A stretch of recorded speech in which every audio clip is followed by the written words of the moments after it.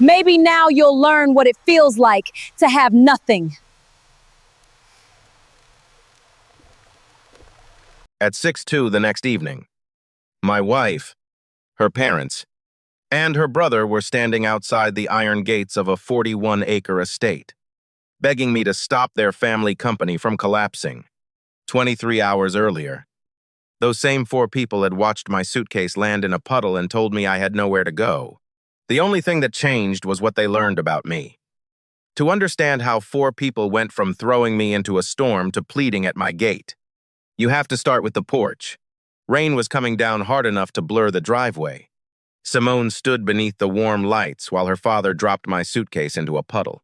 And she said, with no tremor in her voice, "Maybe now you'll learn what it feels like to have nothing." I looked at the four of them, Simone. Her father, Roland, her mother, Celeste, and her younger brother, Devin, and understood that none of them believed I had anywhere to go. For 6 years, they had mistaken restraint for dependence, a plain truck for poverty, and silence for shame. I had never corrected them because I thought love should not require a balance sheet. Roland pointed toward the road and told me the Carter family had carried me long enough. Celeste added that Simone had wasted her best years on a man without ambition. Devin laughed and asked whether I planned to sleep in my truck. Simone watched all of it with a calm expression that hurt more than the insults because she had chosen the script with them. I picked up the suitcase, now soaked through at one corner, and asked Simone one last question. "Is this really what you want?" She crossed her arms and said she wanted a clean break before the Marlowe House acquisition closed the following afternoon. Then she told me not to make the family's biggest business moment about my feelings. That sentence told me more than she intended. The Marlowe House deal had been consuming every dinner, every weekend, every conversation for months. Carter House Hospitality was about to buy a landmark hotel and event property for $28 million. And the family believed the purchase would finally put their name among the city's elite operators. What they did not know was that the final $11 million of the acquisition was coming from Cross Meridian Capital. What they also did not know was that Cross Meridian was not a faceless private lender in New York. As Roland liked to tell people, it was my family office, and I held the only voting authority that could release the money. I had not hidden that I came from a family trust. Before Simone and I married, separate attorneys reviewed a prenuptial schedule stating that the trust held substantial private company, real estate, and investment assets. The valuation stayed confidential, but the existence and legal separation did not. She signed after independent advice. I concealed a number, not the fact that wealth existed. That was partly my choice. My father, Isaiah Cross, had built warehouses, freight terminals, apartment blocks, and medical offices from the 1980s onward. He taught me that inherited power makes people perform for you. If I ever wanted to know who someone was, he said, I should let them meet me before they met the number attached to my name. So I worked. I trained as a construction operations specialist, spent years on job sites, and later ran restoration projects through a small company that did not carry the Cross Meridian name. I drove a 12-year-old pickup because it still ran. I wore boots because marble floors and muddy foundations both punish expensive shoes. None of that was an act. When Simone met me, she said she loved that I was useful without needing attention. She was building Carter House with Roland, who had turned one successful catering company into 3 event venues and a mountain of debt. I admired the nerve it took to keep expanding. I also saw how often payroll depended on the next deposit arriving before the previous bill came due. The first time I helped them, I did it anonymously. A storm damaged their main venue. Insurers delayed payment, and a bridge loan from Meridian saved 83 jobs. The second time, we refinanced a predatory lender that had Roland 2 weeks from losing the family headquarters. My name never appeared. The documents came through lawyers and special-purpose entities. I told myself anonymity kept the marriage clean. Simone's victories would be hers, not something people attributed to my family. Roland would never have to thank his son-in-law for rescuing him. Celeste would never wonder whether my invitations came from affection or obligation. In hindsight, I had protected everyone from discomfort except myself. The Marlowe House deal changed that. 3 weeks before closing, my chief counsel, Nadia Brooks, sent me a routine risk memo. One line caught my attention. Carter House had represented that all required spousal consents for pledged assets were complete. My signature appeared on a consent related to a property interest I had never agreed to pledge. I asked Nadia to send me the underlying file. The document carried an electronic signature in my name and a timestamp from a night I had been in Denver inspecting a warehouse conversion. It authorized the use of certain marital distributions as additional security. The signature was clean enough to fool a lender who did not know me. Nadia knew immediately that I had not signed it. I did not accuse Simone that night. I asked whether anything in the financing package required my approval. She looked up from her laptop and said the lawyers had handled everything. When I asked again, she became irritated and told me I was trying to feel important because her family was closing a deal larger than anything my little restoration shop had ever touched. That was the first moment I considered stopping the transaction. I did not, because a suspicious signature is not proof of a conspiracy. And the $28 million deal supported 116 Marlowe House employees plus dozens of vendors. A reckless shutdown could punish people who knew nothing. I needed evidence strong enough to separate a mistake from deliberate fraud. Instead, I instructed Nadia to open a quiet review. She was to verify every representation tied to Meridian's funding, trace the source of the pledged equity, and preserve all communications already in our possession. No calls to Carter House. No warning to their attorneys. If the signature was an error, we would correct it. If it was not, I wanted evidence before emotion touched anything. 2 days later, Simone's behavior changed. She began sleeping in the guest room at her parents' estate, where we had been living temporarily while our downtown apartment was renovated. She stopped discussing the deal around me, and Devin started making jokes about how the family would finally be done taking advice from men who fixed old buildings for a living. The Carter estate was legally Roland and Celeste's home, so I never pretended I had a right to stay there against their wishes. We had moved in 8 months earlier because Simone said she needed to be close to the acquisition team and her mother wanted the family together during the expansion. I agreed because I still believed proximity might repair what ambition had been thinning between us. The night they threw me out began as a closing dinner. Crystal glasses, hired servers, a string quartet under a clear garden tent, and a guest list filled with bankers and brokers made the house feel brighter than usual. I had been told it was family only. When I saw strangers turn toward me with expectant smiles, I understood I had walked into a room prepared for an announcement. During dessert, Roland stood and thanked everyone who had carried real weight to get Marlowe House across the finish line. He named Simone, Devin, Celeste, their attorneys, their broker, and the senior lender. Then he looked directly at me and said, "Every family also has someone who benefits from success without contributing to it." Several guests laughed politely. I could have ended the room with one sentence. I could have said the senior lender he had just thanked was receiving $11 million from a fund I controlled. I could have told him Meridian had also saved his first venue. But Nadia's review was not complete, and people who forge one signature rarely stop at one document when they think no one is looking. So I asked Roland whether he was finished. Simone answered for him. She said she was. She placed an envelope beside my plate containing a draft separation agreement and told me our marriage had become an embarrassment she could no longer carry into the next phase of her life. The room went still in the way wealthy rooms do when cruelty becomes entertainment. Celeste said the arrangement was generous. Devin told me to sign before Simone changed her mind. Roland said I could collect my remaining things after the closing. Around us. Forks stopped touching plates. One server stared at the floor as if embarrassed for me. I looked at Simone and saw relief, not hesitation. The dinner had not turned cruel by accident. It had been staged that way. I did not sign. I folded the agreement once, returned it to the envelope, and told Simone my lawyer would respond. Roland's face tightened. He said there would be no lawyer games under his roof. 10 minutes later, with the guests still inside, he carried my suitcase to the front steps and dropped it into the rain while Devin held the door open. Celeste told me I should be grateful they had let me stay as long as they had. Simone stood behind her and said, "Don't come back after tomorrow expecting a different conversation."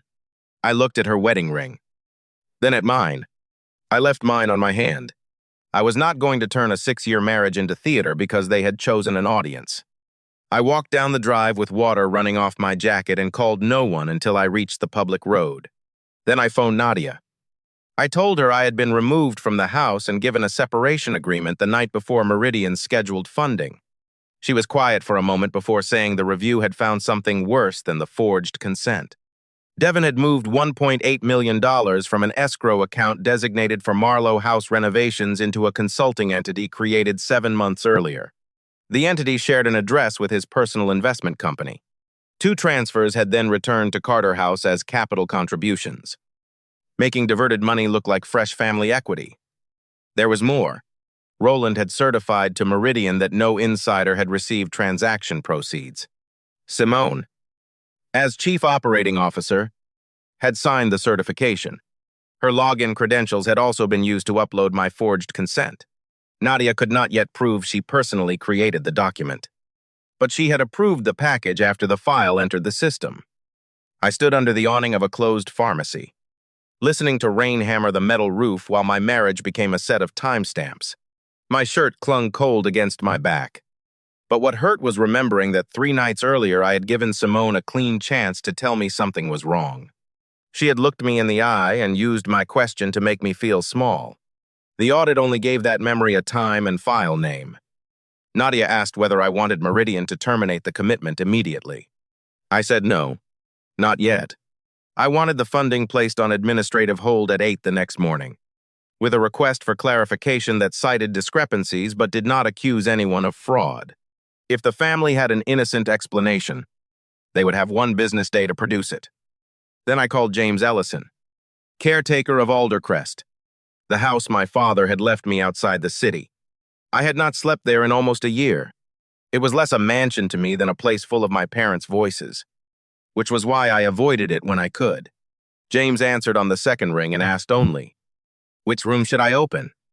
By midnight, I was standing in a quiet entrance hall while rain ticked against 30-foot windows. Alderrest sat behind stone walls and iron gates on 41 acres. With a long drive, Simone had visited exactly once before our wedding. At the time, I told her it belonged to the family trust. That was true. She never asked who controlled the trust. I changed into dry clothes and opened the separation agreement at the kitchen table. It offered me $25,000, 30 days to remove personal property from the Carter estate, and a mutual non-disparagement clause. 1 paragraph required me to waive any claim against Carter House Hospitality or its affiliates, whether known or unknown. That clause explained the timing. If I signed before the closing, I might weaken my ability to challenge documents created in my name. I sent the agreement to Nadia. She called 10 minutes later and said the waiver was unusually broad for a marriage separation draft, especially one prepared by counsel who also represented Carter House on parts of the acquisition. At 8:03 the next morning, Meridian's funding hold went out. It did not cancel the deal. It required Carter House to explain the forged consent, reconcile the escrow transfers, and confirm the source of its equity before funds could be released. The closing, scheduled for 4 that afternoon, could not occur without those answers. At 8:17, Simone called me. I watched her name appear on the screen and let it ring out. At 8:19, Roland called. At 8:24, Devin sent a message saying I had better not be doing something stupid out of spite. That message told me they understood I was connected somehow, but not yet how deeply. None of them seemed ready for the answer, already moving toward them through their own lawyers. At 9:10, Nadia joined a video conference with Carter House's attorneys. She did not identify me. She simply stated that Meridian's beneficial owner had personally disputed the spousal consent bearing his name. According to the meeting notes, Roland demanded to know why an invisible investor was interfering in a family business he did not understand. Simone said the signature issue could be cured after closing. Nadia told her it could not. Devin insisted the escrow transfers were temporary internal reallocations. Nadia asked why one transfer had paid a luxury auto dealer 12 hours later. The room reportedly went silent for 9 seconds before Carter House's outside counsel requested a private recess. By noon, the senior bank froze its portion of the closing pending Meridian's review. The title insurer refused to issue a final policy. Marlowe House's seller granted a 24-hour extension but reserved the right to keep a substantial deposit if the buyers failed. What had looked like a celebration the night before was now a countdown with legal consequences. I spent that afternoon with Nadia and 2 forensic accountants in Alderrest's library. We traced documents. Not grudges. I told everyone the same thing. Protect employee payroll. Preserve vendor payments. And separate the business from the people who may have lied for it. I would not use one family's misconduct as an excuse to burn down a company full of innocent workers. At 2:40, an email arrived from Simone to Meridian's general inquiry address. She wrote that any irregularities were the product of a disgruntled spouse who had become jealous of her family's success. She did not know the inbox forwarded directly to Nadia and me. I read the sentence twice because it was almost identical to what she had said in our bedroom. At Trey, cinci sprezece. Nadia found the final piece. The metadata on my forged consent showed that the original file had been created on Simone's company laptop, not merely uploaded through her credentials. A draft saved 12 minutes earlier contained a blank signature line. A second version contained an image clipped from an old tax document bearing my signature. That did not prove every decision had been hers, but it proved enough to change the character of the review. I authorized Nadia to issue a formal notice of default under the funding commitment and demand an independent forensic audit. I also authorized continued emergency financing for ordinary payroll so hourly employees would not miss checks, while executives fought over what they had done. At Patru Shas. The Marlowe House closing officially failed. At Patru, 22. Roland's bank suspended 2 revolving credit facilities because the failed acquisition triggered cross-default clauses. At Cinch. 3. Carter House's board called an emergency meeting. And at 5:11, Simone finally received the beneficial ownership disclosure her attorney had demanded from Meridian. Her first message to me arrived at 5:18. It contained only 4 words. What have you done? I did not answer. The document she had just read stated that Cross Meridian Capital was wholly controlled by the Cross Family Trust, and that Damon Cross was the trust's sole voting representative. My name was no longer a detail she could wave away. At Shas. Doi. James came into the library and said there was a vehicle at the front gate. Then another. Then a third. Their attorney had traced Alderrest from the notice address on Meridian's ownership certification. The camera showed Roland's sedan, Simone's SUV, and Devon's sports car.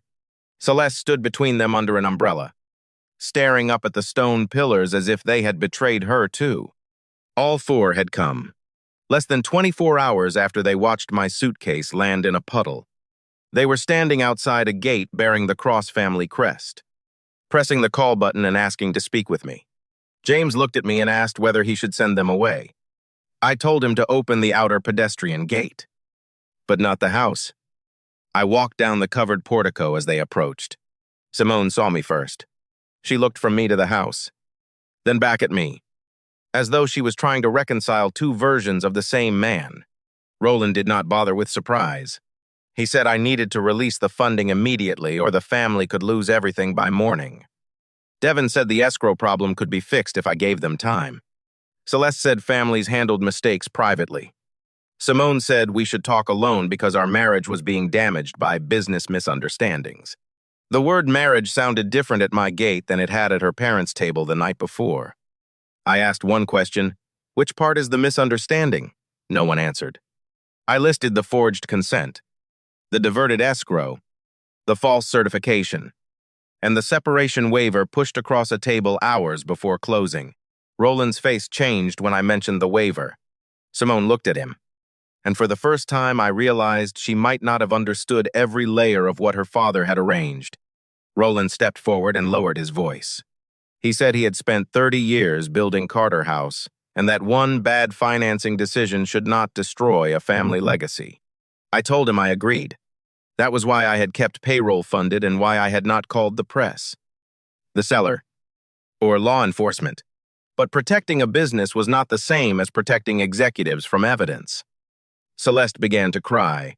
Not theatrically. Her hand shook against the umbrella handle, and I could see fear replacing the superiority she had worn the night before. She said their home secured one revolving facility, and the bank could demand more collateral if the default continued. I told her no one was being put on the street that night. I would not use contract leverage to recreate the cruelty of their porch. Devin took that as weakness. He said if I really cared about the employees, I would release the money and let the deal close, then sort out the paperwork later. I told him that was exactly how innocent employees end up carrying the cost of executive fraud. Once $11 million left Meridian, the leverage to force a clean accounting would be gone. Simone finally asked the question she should have asked years earlier. How much do you actually control? I looked at her and said the number was irrelevant to what happened. She had known before we married that my family trust was significant. She had independent counsel. She had signed disclosures. What she had not known was whether she would respect me without the number. She went pale. I reminded her of our second date, when she had said she hated people who treated waiters differently after learning who owned the restaurant. I reminded her of the way she once defended a janitor when a guest insulted him at one of her venues. Somewhere along the way, she had become the guest she used to despise. For a moment, no one spoke. Rainwater dripped from the edge of the portico, steady and silver under the lights. I thought about my suitcase in the puddle, about the guests watching, about Simone allowing her father to perform my humiliation because she believed I had no consequence attached to me. The pain was real. So was the temptation to make them feel it back. I did not. I told them the terms. Carter House would accept an independent forensic audit.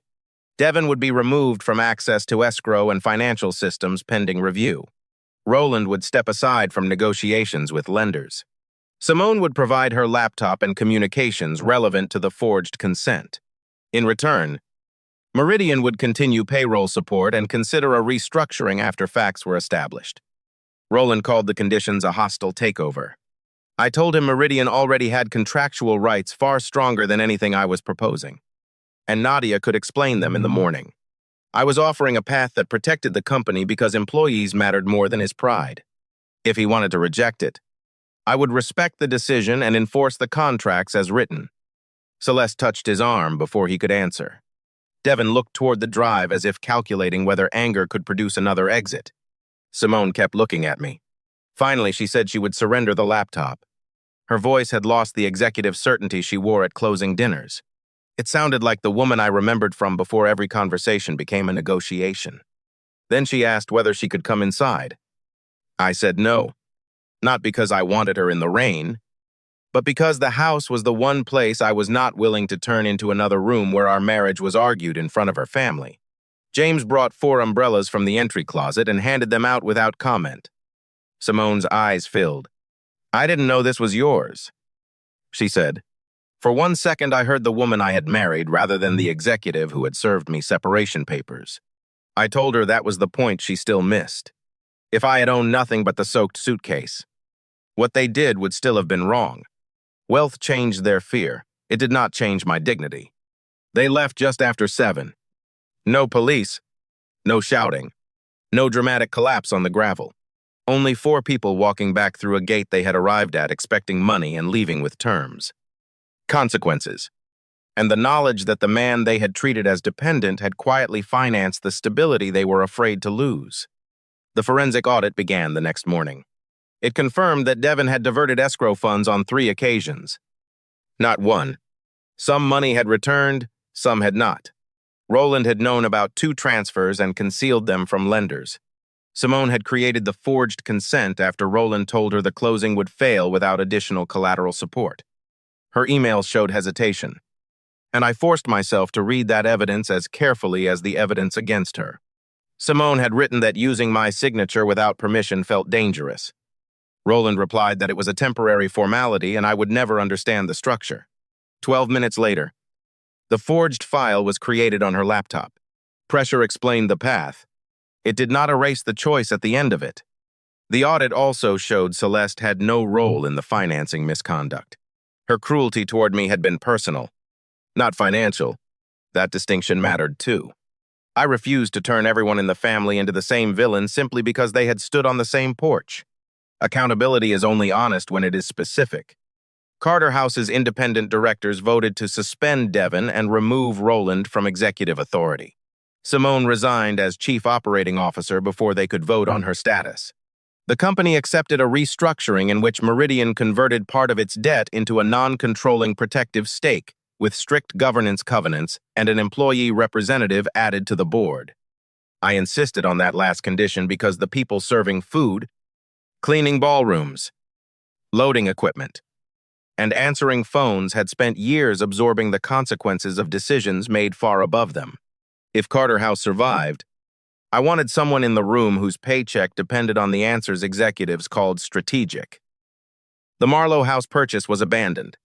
The seller kept part of the deposit but returned enough to prevent the company from collapsing. It was painful, but survivable. Nadia later told me we could have forced a much harsher outcome and acquired several Carter assets at a discount. I told her I was not interested in winning property from people who had already lost judgment. Devon was referred to outside counsel and eventually entered a civil settlement requiring repayment of the missing funds. Whether prosecutors would act was no longer my decision, and I did not use Meridian to influence it. Roland spent months negotiating with lenders under supervision. For the first time in his career, his name opened fewer doors than the documents he had signed. Celeste sent me a handwritten letter 2 weeks later. She did not ask for money. She apologized for the porch, for the jokes, for every dinner where she had mistaken my quietness for a lack of worth. I believed she was ashamed. I also knew shame is not the same thing as repair. So I kept the letter and did not answer immediately.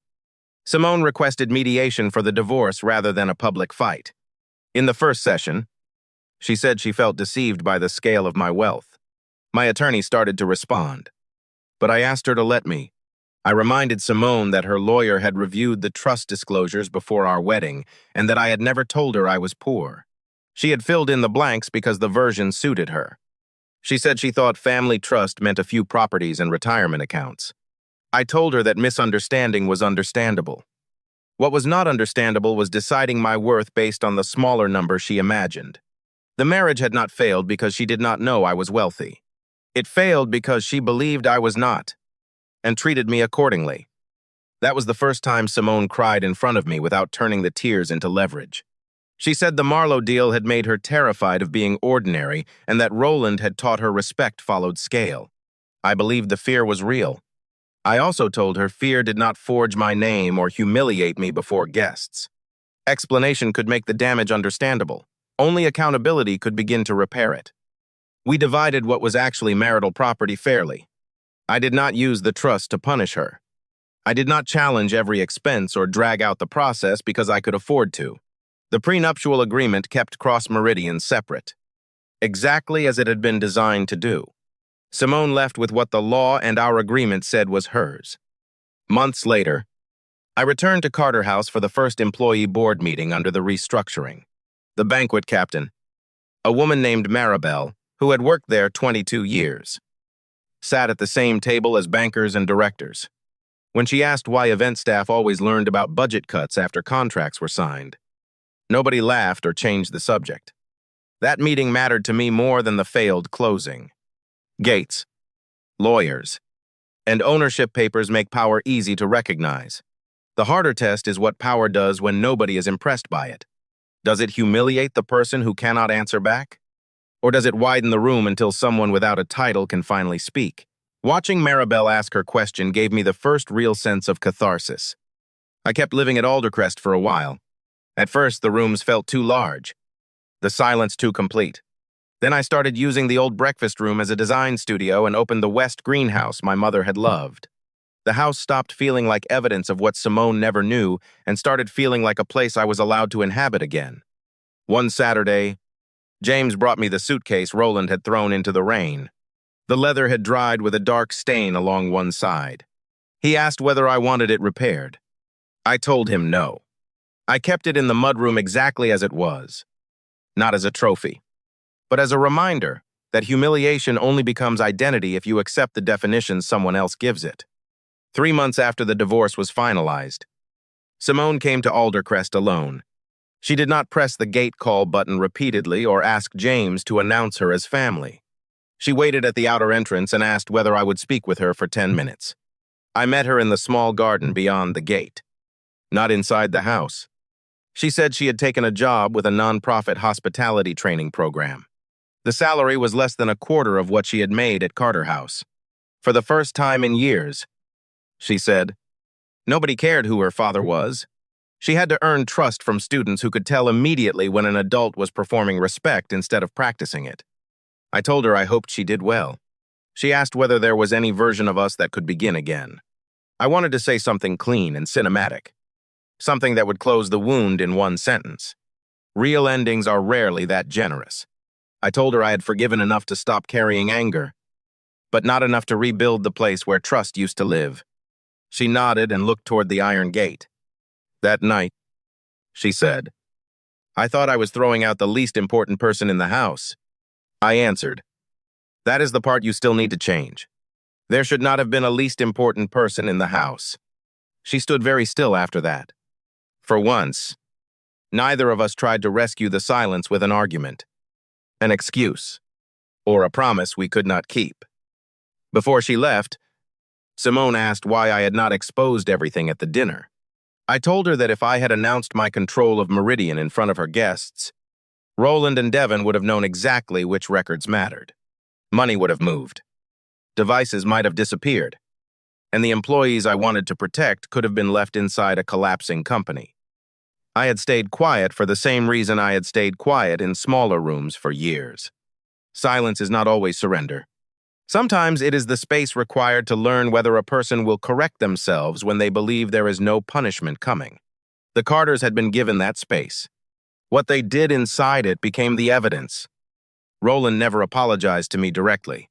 About a year later, he resigned from the last advisory role he still held at Carter House. The announcement was short and carefully written. I heard through the board that he spent most of his time restoring old furniture in a workshop behind his home. I hope the work taught him something arguments never had. Devon repaid the final portion of the diverted money over several years. I saw him once at a compliance hearing and almost did not recognize him without the expensive watch and practiced smirk. He did not approach me. I did not need him to. Consequences do not become more legitimate because the injured person watches them land. Celeste eventually invited me to coffee. I accepted. She said losing access to the social world she had curated frightened her less than realizing how easily she had joined a group humiliation because she believed the target could not retaliate. She told me the shame came from understanding that my wealth had exposed her, not changed me. That was the closest anyone in the family came to naming the truth. The gate at Alderrest had shocked them because it reversed the hierarchy they had invented. But the gate was never the moral of the story. The moral was the porch the moment before they knew what I owned. When they believed kindness had no consequence and contempt was safe. Cross Meridian later created a governance policy requiring any company receiving rescue capital from us to establish independent whistleblower protection and employee representation above a certain size. Nadia joked that I had turned one catastrophic family dinner into 40 pages of compliance language. I told her that was how I preferred revenge to look. No ruined weddings. No public screaming. No private jets parked in front of someone else's house to prove a point. Just systems that make it harder for powerful people to bury the cost of their decisions. My father would have understood that. He never cared whether people knew his name if the building stayed standing after he left. On the first anniversary of the failed Marlowe closing, I drove past the Carter estate during another summer storm. The porch lights were on, soft through the rain. For a second, I could see my suitcase falling again. Hear the small laugh Devon made, and feel the exact cold of water running down the back of my collar. Then the memory changed. I saw 4 figures at my gate the next night. Not as defeated enemies, but as people forced to confront the distance between what they thought made a person valuable and what actually did. I had wanted an apology in that moment. What I received was clarity. And clarity lasted longer because it did not depend on any of them becoming better people for my sake. Alderrest's gates still open for delivery drivers, gardeners, school groups visiting the restored wetlands. and neighbors who attend charity events on the grounds. They are not there to keep ordinary people out. They are there because land needs boundaries. Human dignity should not. The difference took one ruined marriage, one failed acquisition, and one rain-soaked night to understand. If Simone had stood on that porch and told me our marriage was over with respect, the story would have ended as a sad, private thing. If Roland had asked me to leave without humiliation, I would have left. If Devon had not touched escrow money, the company might have closed a different deal another year. Every catastrophe in the story began as a choice that someone thought would carry no cost. And every repair began the same way. Nadia choosing facts over spectacle. Independent directors protecting employees instead of reputations. Celeste admitting what she had done without asking me to erase it. Simone taking a smaller job where status could not do the work for her. None of those choices were dramatic. They were simply harder than the ones that caused the damage. People sometimes ask whether I regret not telling Simone exactly how wealthy I was. I regret the distance that grew between us, but not the boundary. She had enough information to know I was financially secure and enough legal disclosure to protect her interests. What she lacked was a number large enough to trigger a different kind of respect. And I am grateful I learned that before giving her one. The old pickup is still in my garage beside cars worth more than some houses. I drive it most days. Mechanics know how to fix it. Lumber fits in the bed. And nobody opens a hotel door faster because of it. Some people see the truck and decide who I am. I no longer feel responsible for correcting them. What I am responsible for is what I do once I know who they are. That is why I did not bankrupt Carter House when I could have. Why payroll never stopped. Why Maribel got a board seat. And why I did not use divorce court as a second stage for the humiliation I had already survived on the first. Having the power to retaliate did not make retaliation the same thing as justice. The rain that night washed mud across the Carter driveway and soaked the clothes in my suitcase. It did not wash away 6 years of marriage. And it did not wash away the damage done by the people standing under that porch light. But it stripped one illusion clean from all of us. Money had never been the thing separating me from them. Character had. And the next night, when all four of them stood at my gate begging me to save the future they had nearly signed away, I finally understood why my father had warned me not to reveal power too early. If people know you can punish them, they may behave well. The truer test is who they become when they are certain you cannot. I opened the gate because I wanted facts, not revenge. I kept the house closed because forgiveness does not require immediate access. I protected the company because workers were not responsible for their leaders. And I ended the marriage because love without respect is only proximity with memories attached. Those choices did not erase the hurt, but they kept the hurt from choosing who I became next. That is the part I carried forward. Not the size of Alderrest. Not the $11 million they suddenly needed from me. Not the expression on Roland's face when he saw my name on Meridian's ownership disclosure. The lasting moment was simpler, a wet suitcase in my hand, a road in front of me, and the freedom to stop asking people to see value they had already chosen to ignore. By the time the rain stopped, I had lost a marriage, exposed a fraud, preserved a company, and learned that quiet power is not the ability to make four people beg at your gate. It is the ability to open that gate without becoming the person who threw you out of theirs. That was the inheritance my father meant to leave me. And it was finally the one I understood.